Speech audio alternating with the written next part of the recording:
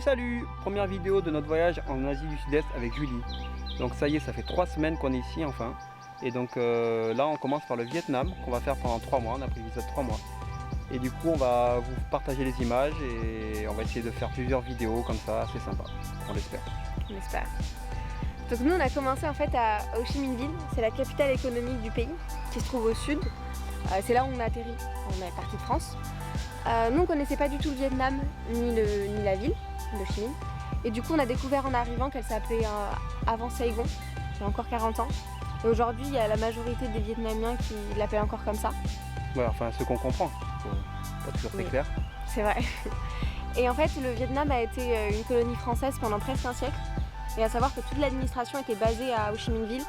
Du coup, quand on se promène dans les rues, on trouve encore plein de bâtiments de l'époque coloniale. Comme, petite anecdote, une poste construite par Gustave Eiffel. Bâtie par les Français quoi.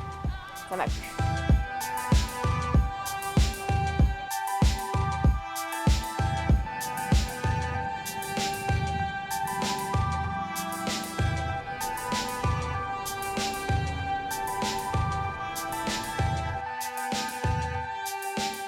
Ensuite, on a visité le musée de la guerre du Vietnam pour mieux comprendre les habitants et l'histoire du pays. Ouais, c'était intéressant pour nous parce qu'on a pu apprendre pas mal de choses, dont l'existence de l'agent orange et du napalm qui est plus connu. C'est des gaz toxiques utilisés par les Américains sur les Vietnamiens, qui a fait énormément de blessés et de morts. Ouais, d'ailleurs, en termes de chiffres, c'est plus d'1 million de Vietnamiens tués en 20 ans. C'est vraiment énorme.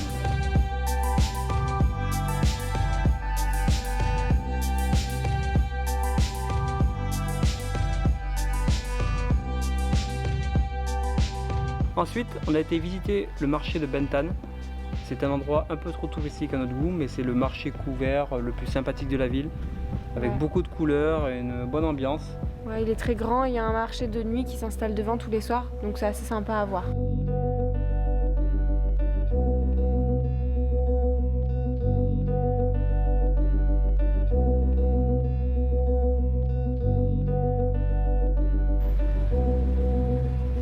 Ho Chi Minh, c'est vraiment une grosse ville, avec beaucoup de monde et surtout beaucoup de scooters. Vraiment, niveau circulation, on trouve 9 millions de scooters pour 11 millions d'habitants. Vraiment, c'est hallucinant. Ouais, ici personne marche, tout le monde roule quoi. Et en plus, ils se garent sur les trottoirs, littéralement sur le trottoir. Et quand tu te promènes, c'est assez compliqué, il faut slalomer, même si ça se voit pas trop sur les images. D'ailleurs, devant chaque magasin, il y a un vigile qui gare ton scooter. Ouais, c'est le parking quoi, le trottoir. Bon, on a beaucoup aimé, un truc qu'on a beaucoup aimé, c'est les vendeurs ambulants qui sont partout dans la ville et qui vendent des plats, souvent des plats uniques. C'est assez sympa et c'est typique du Vietnam.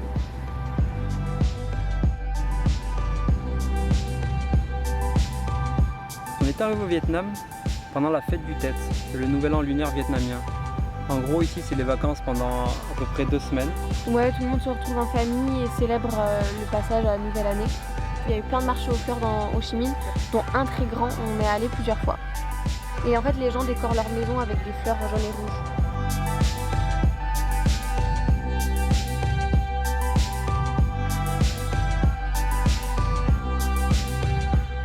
Au final, l'objectif principal à Ho Chi Minh, c'était aussi de trouver 2 motos pour notre voyage au Vietnam. On est tombé sur Chiu au final par hasard. C'était un super mec qui vend des bécanes retapées. Ouais, il fait ça avec ses oncles et ça s'est très bien passé avec lui. On a beaucoup discuté. Du coup, on a écrit un article sur tout son parcours sur notre site web et le lien est en description si ça vous intéresse. Dès qu'on a eu les motos, notre priorité c'était de quitter la ville pour partir sur les routes. Première destination, le delta du Mekong qui couvre tout l'extrême sud du pays.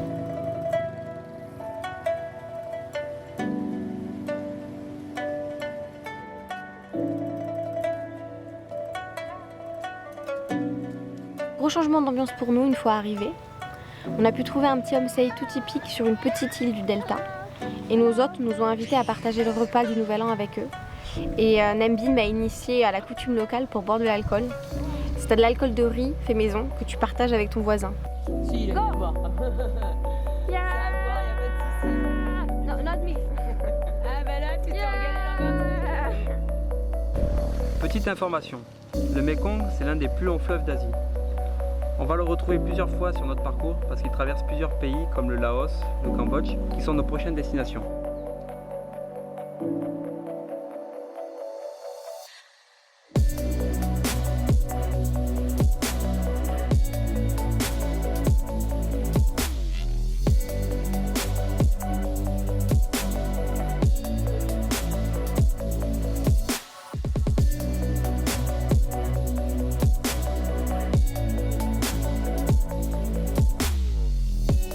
Quand il arrive au Vietnam, il se sépare en cours d'eau. C'est ce qui fait la particularité de la région. Du coup, les gens d'ici sont obligés de vivre au rythme des marées et des saisons, parce que tout est inondé pendant la saison des pluies.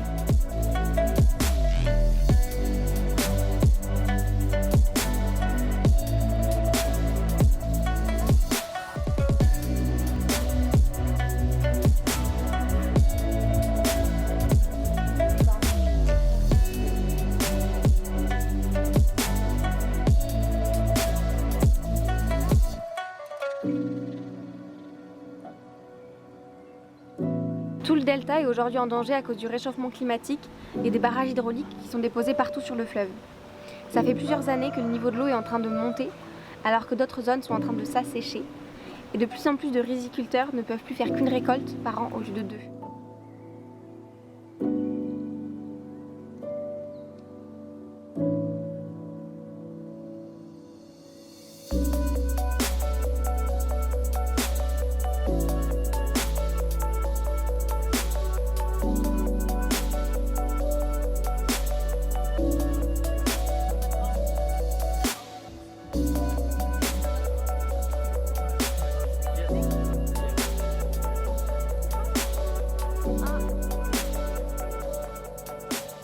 Bon, ça y est, avec Julie, on va quitter le delta du Mekong. On va direction le nord avec nos petites motos qu'on vient d'acheter. On pense qu'on va faire environ 3000 km, mais on sait pas trop. Un peu plus, ouais. Ouais, on va un peu improviser au fur et à mesure. Mais en tout cas, on va s'arrêter sur la route dans les hauts plateaux du centre. C'est des grandes montagnes, donc ça va être sympa à voir. Voilà, donc c'était la première vidéo. On sait pas trop ce que ça va donner. Soyez tolérants. C'était une première. En tout cas, n'hésitez pas à nous dire ce que vous en avez pensé. Dans les commentaires, tout ça, donnez-vous votre avis. On en reste là, donc merci. Et comme disent les fameux youtubeurs, abonnez-vous et mettez un petit pouce bleu. Un peu kitsch, hein.